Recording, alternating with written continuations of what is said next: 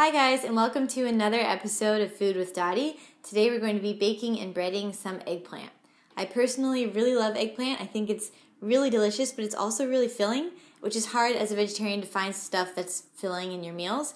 I've even talked to some of my friends that eat meat, and they say that it's almost as satisfying as eating a piece of chicken. And I can usually feed about 4 of my friends with one eggplant, depending on how I cook it. So let me show you a quick and easy recipe that you can make for you and your friends. The first thing you're going to do is slice your eggplant into little discs, and you want them to be relatively the same width so they cook at an even time. Some of them are going to be smaller because of the shape of the eggplant, but as long as they're the same width, they should be fine.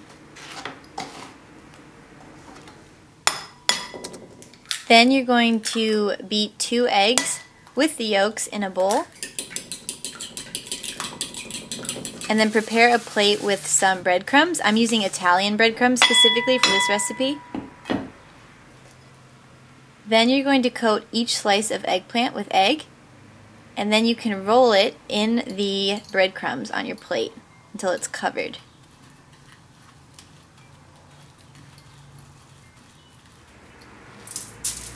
You're going to put all of your eggplant slices onto a baking dish, and you're going to cook it on 375 for about 15 minutes. While that's cooking, you can prepare your sauce. You're going to use a little bit of garlic and olive oil on medium-high heat, and then add 1 large can of pureed tomatoes, and add a little bit of salt, pepper, and oregano. Once you've let the eggplant cook for about 15 minutes, you can remove it from the oven, and you're going to add your newly made sauce. Then you can add some shredded mozzarella cheese or Parmesan, depending on what you prefer. I am using mozzarella. And then you're going to let them cook in the oven for about 5 more minutes to let the cheese melt. Then you can remove it, and it is ready to serve.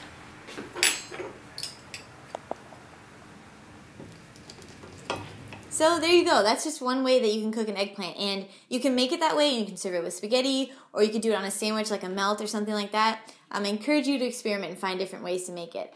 But I hope you guys enjoyed this episode of Food with Dottie. If you have any specific questions about the recipe I made today, please feel free to ask me in the comment section below. Or if you have any suggestions for future recipes that you'd like me to make, please let me know, and I would love to hear your ideas.